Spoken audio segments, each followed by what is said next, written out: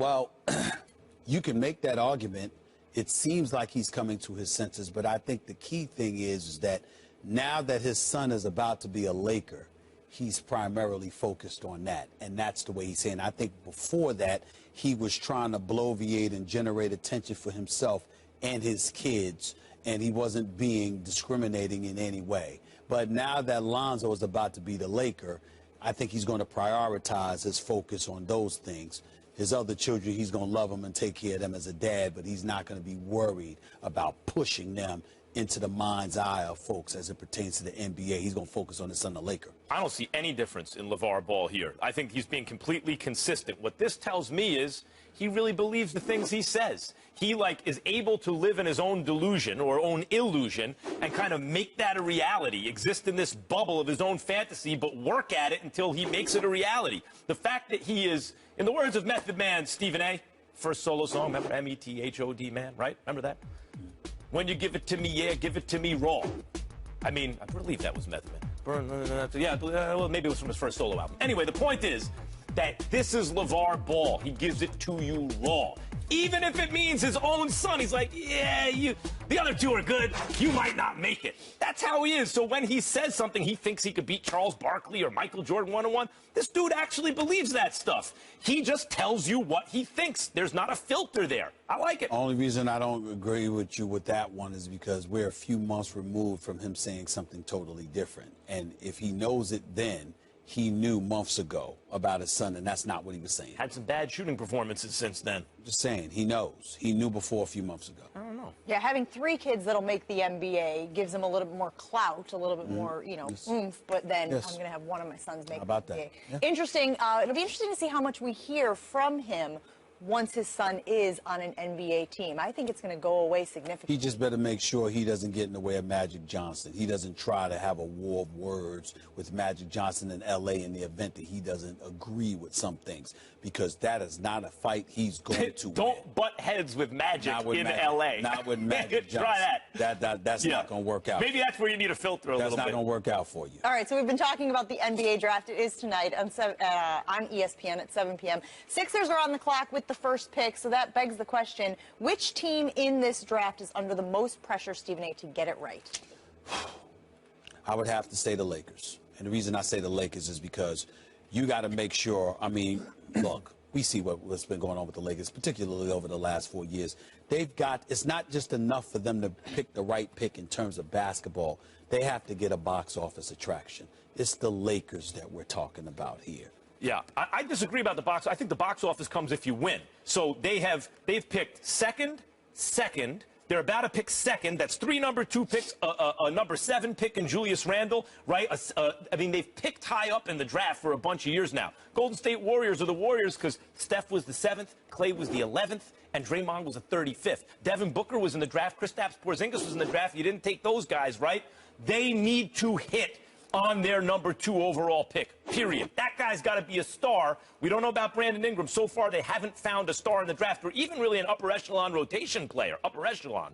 So that's actually produced that way. So the pressure, you're absolutely right, is on the Lakers. But I think box office will follow W's. They need a guy who can bring them some W's. So most people understand, or at least think they understand, how number 1 is going to go and number 2 is going to go. Well, pick number 3 is intriguing because people are saying the Celtics may trade that pick. What do you see them doing, Stephen A.? If they're smart, they'll go and get Jimmy Butler. They'll find a way. You're hearing that, the Celtics turned down an offer for Jimmy Butler. I don't know how accurate that is. They need to get Jimmy Butler. They need to get Gordon Hayward. And they need to stop literally saying we're planning for the future. We're planning for the future. You've been doing that for years. It's time to step into the fray and legitimately compete for a conference crown. Getting those 2 will do that. I totally agree with that if they can figure out a way to fit it under the cap, Gordon Hayward and Jimmy Butler. And Butler, don't forget, is about to balloon up next year in terms of his salary. He's a deal right now.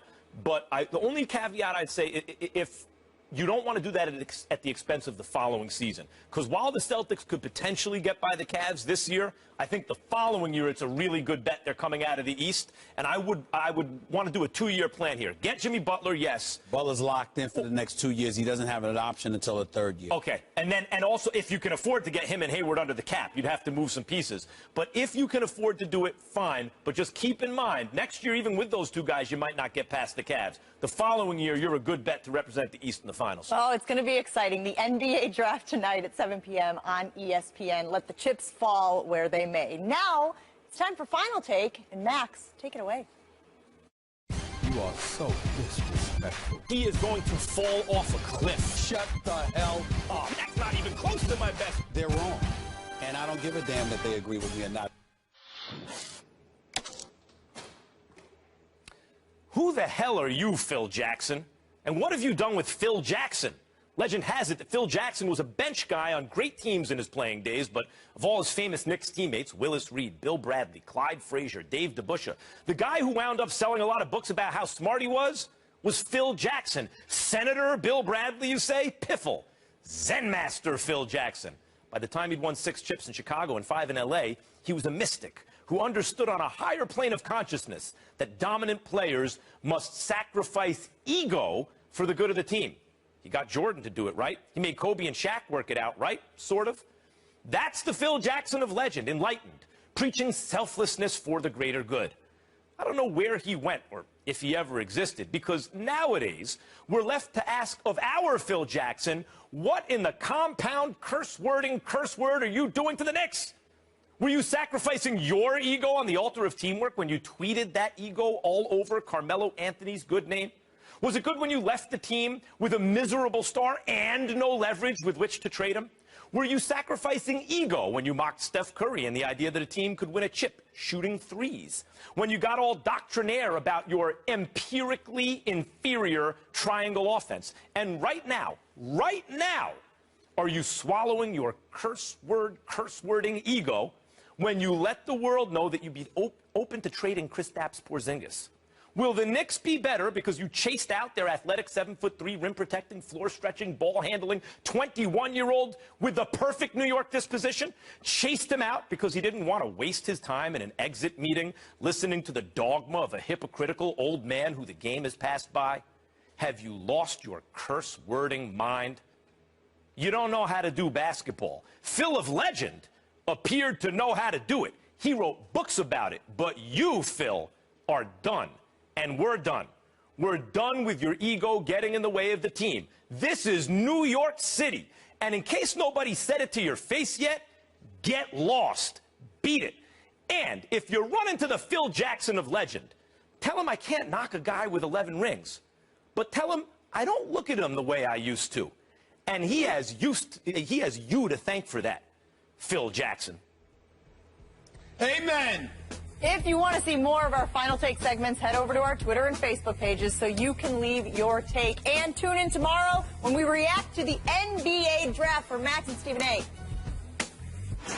Blake, I think one of the problems that Houston has is their best player can't match up athletically with the best players of other teams, and that's exposed a little bit in the playoffs. Blake Griffin's not an outside shooter, really, but he can roll to the rim for sure, and he is a superior athlete, Stephen A. Even if he holds it back at times now, you can see when he needs to turn it on. He can still jump out the gym.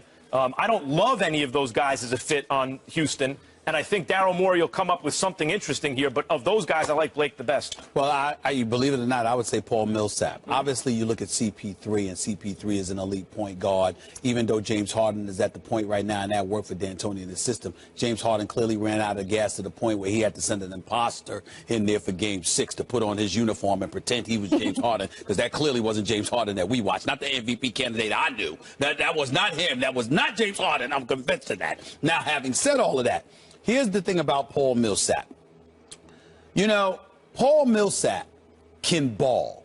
Markieff Morris out of the Washington Wizards tried to convince us otherwise. That's when he slapped me in my backside. It was fun. It was fun. You know, all right, go ahead and do that. I ain't take offense to it. You understand? You put a little extra on that one, too. Yeah, but when I saw the quotes afterwards, let me say to Markieff Morris, don't ever touch me again, bro.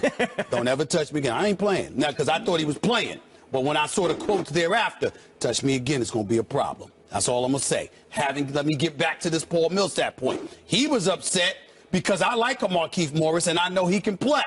And all I'm saying in my mind, and obviously I'm not threatening anything physical. He'd kill me. But the point that I'm trying to make is just don't put your hands on me. My thing is, with Paul Millsap was giving it to him. And he got mad about that, evidently. He was talking, chirping to Paul Millsap, and Paul Millsap was dropping 30 on him. Paul Millsap can play.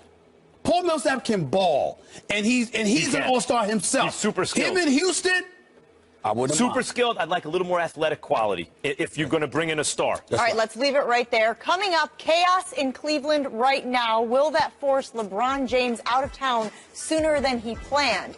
And could Phil Jackson be sabotaging his Knicks? Those comments that he made yesterday have got everybody fired